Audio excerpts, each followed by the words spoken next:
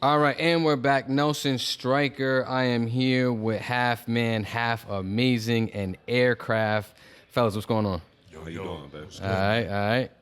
So let's talk about the Blacktop Streetball Festival, man. How'd you guys feel about it? The turnout? How'd it look?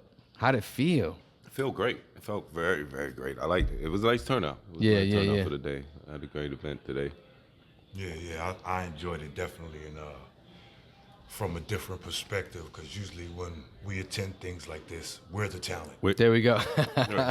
It's different. Things was a little different today. We got to sit on the sidelines, be spectators. Yeah.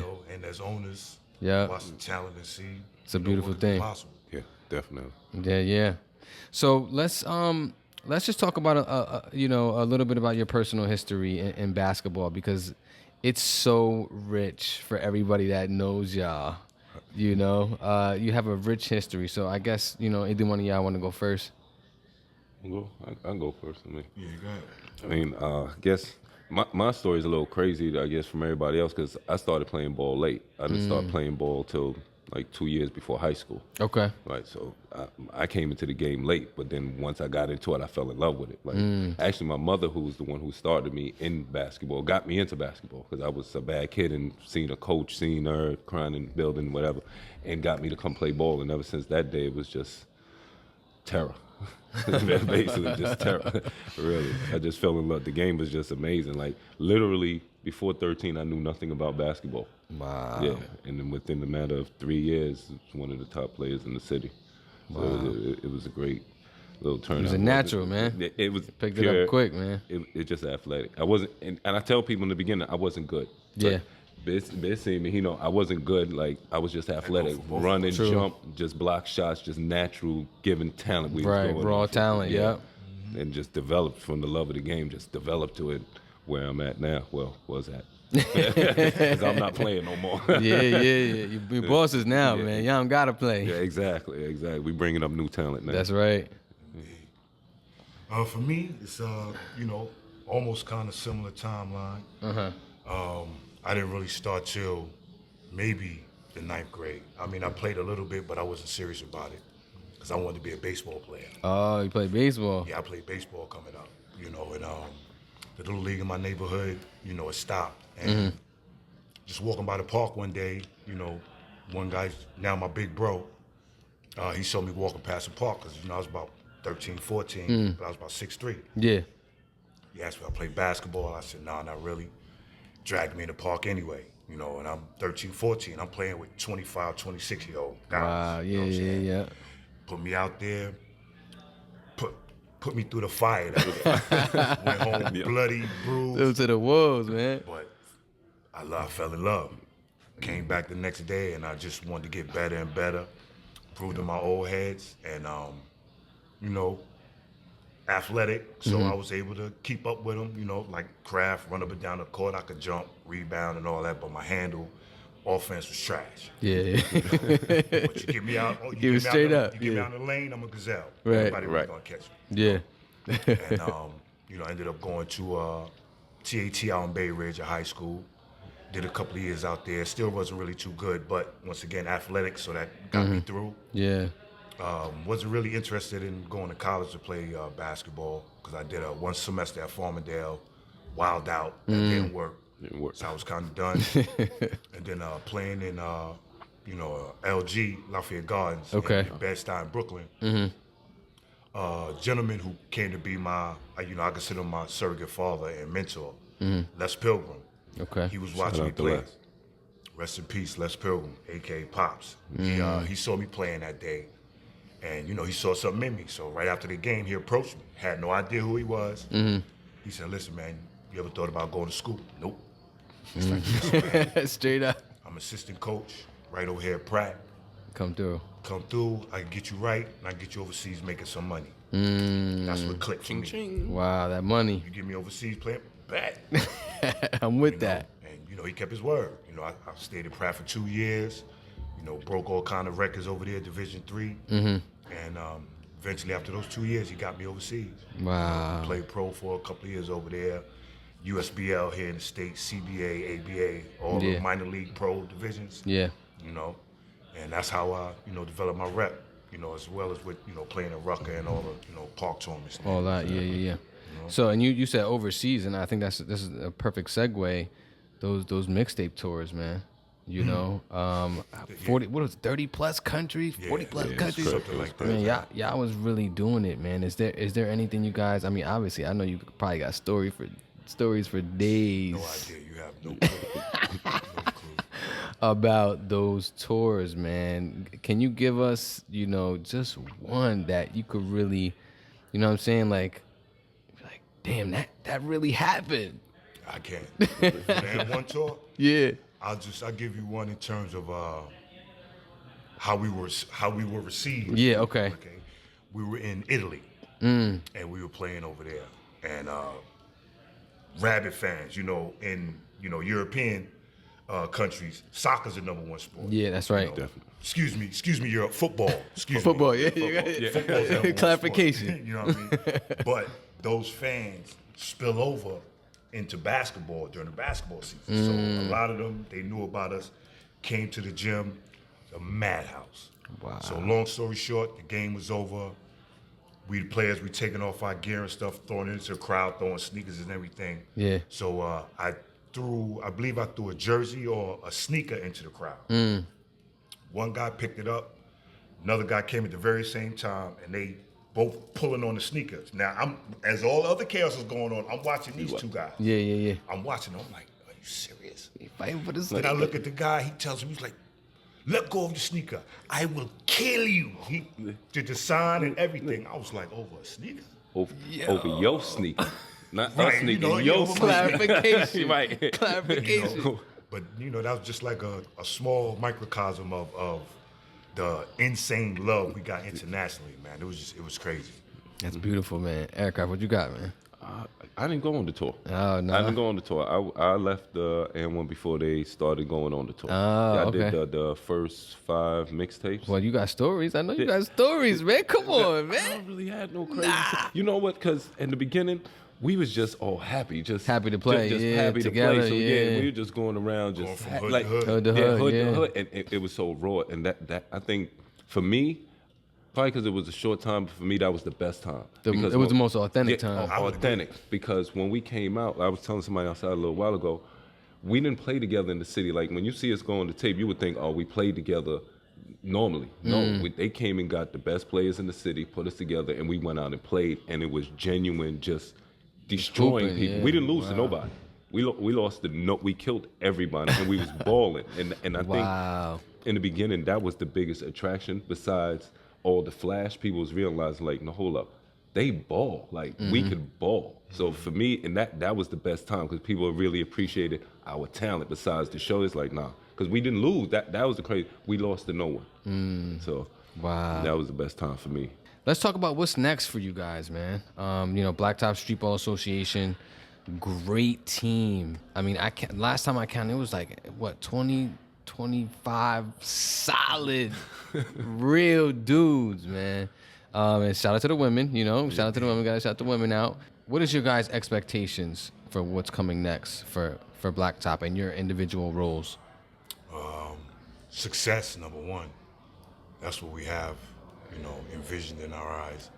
And basically what, reiterating a little bit of what Maine said earlier, keep everything grassroots, community-based, the things that are lacking in any of our communities that we can come in and fill that gap, we're willing to do, because it's been time and time again where you've always heard promises, and they get the ball rolling, but then slowly but surely things stop, stagnate.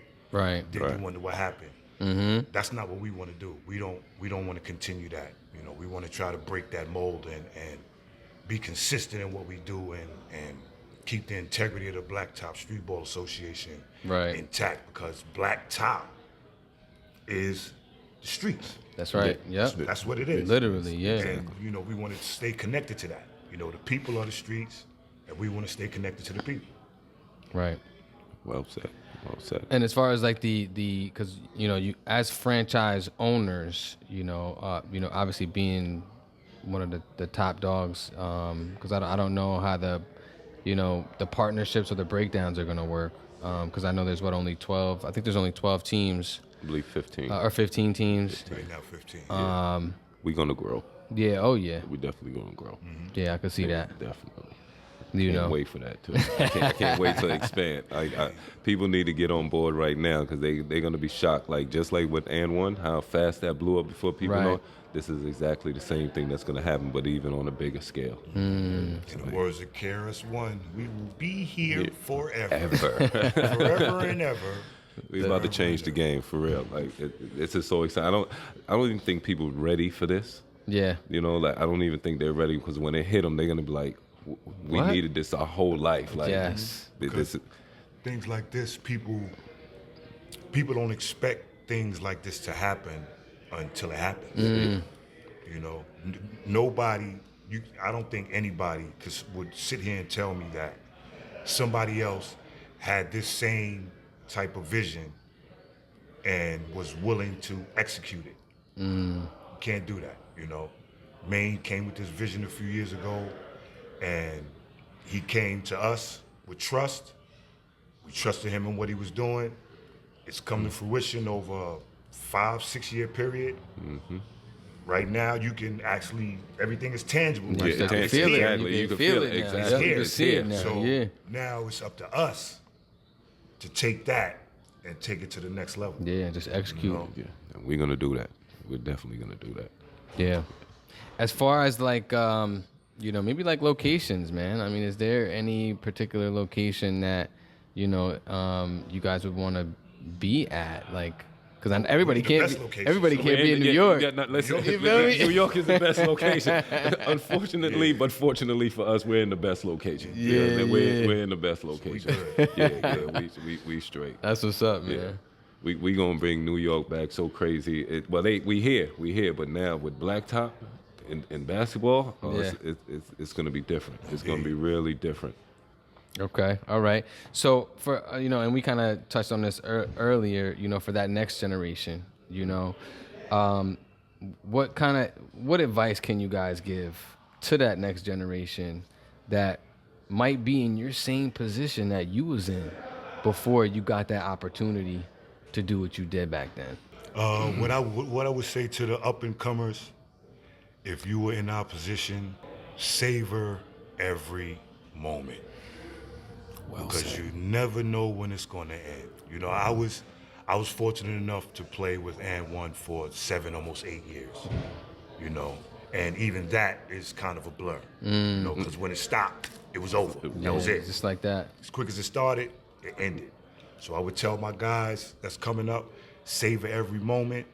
When you get out there, show everyone what you're capable of doing within a team structure. Okay? And the one thing that we did at AND1 and even outside of AND1, just playing ball, in terms of entertainment, we never forced it. Because when you force entertainment, that's when disaster happens. Let the entertainment come within the flow of the game.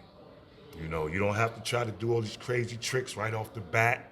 Get warmed up, let the flow get you. You get a couple of shots up, you start warming up, then you feel a little nice. If you try to do it right off from the rip, sometimes that's disaster. Most of the time, it don't work. Yeah. You know, especially if that's not your type of game. If that's not your game and you're just coming in to show, it's not going to work. Play your game. You looking at two guys, no tricks at all. We play ball. That's and it. The entertainment comes from how we play. Right.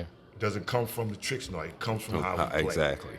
You understand? So these young guys coming up, work on chemistry, have faith in your teammates, back them up. If they fall, pick them up, because that's what we did.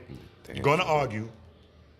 You better argue. That's family. Yeah. True. Yeah. We around each other If you can't argue enough. with your brother, you can't argue with anybody. You know, so get your arguments, blow it off, keep it moving, and get ready to destroy whoever's next in your path. But always let your brother know that you got his back, front, side, up, down, 360. Well said. Well said. Perfect. And one thing before I let y'all go, I think it was the 30 for 30. And the time came when it was at the Rucker, right? And AND1 had tried to bring the cameras in, but the Ruckers shut it down, right? remember. Then they said that it was Wiley who said, let's go to Linden, let's go to Jersey, and they came out there and did it. Yeah. Right. Yep. Right? So because I know it must have been crazy hearing that, this stuff like this was happening. Yeah. Because it was like, yo, wait a minute. They're trying to bring the cameras in. Who's getting paid? Is anybody getting paid? Like, what's going on? Yeah, I don't know if it was that same day, but I was actually going up to Rucker to play a game. And, our team, we used to sit in the parking lot across the street from the park and wait for the other teams to finish, because most of the time we played the second game. Yeah. So we were going to the park, and we were getting ready to enter the park. Next thing you know, all we hear is, anybody coming in the park wearing AND1s can't play. Can't play. So it travels back to us as we're walking to the park. So I'm like, what? Somebody, God bless his dad, rest in peace, Greg Marius. He wasn't letting nobody in there that was wearing AND1s. But I was somewhat of a recluse back then, so I'm like, Somewhat. So I was kind of like, man, fuck that. So I went in the park. Yo, Half, can't play. You about to do something? I ain't trying to hear that. So went in there, played the game. But after that, that's when I started hearing, yo, we're gonna do the game in Linden. Maine came to me with the idea of what we're gonna do. I'm with you, bro. Let's go do it, Lungy. Let's make it happen. You know what I mean? Exactly. Oh man, that's what's up. All right, guys. Well, listen, man. It was a pleasure talking to y'all, man. We could be here all night, man, but I know y'all got things to do, man. It was a long day. Yeah, appreciate you, man. Successful day too. It's very Yeah. successful. Shout out to Newark, man. Thanks for having us today, man. I really appreciate it. Really, really appreciate Really it. appreciate it. I want to spend a special shout out to my man Halfman. It's his birthday, so we about to go and turn up. All right. Happy birthday, bro. Appreciate you, bro. Without a doubt, baby. Without a Appreciate doubt. All right, fellas. All right. Now,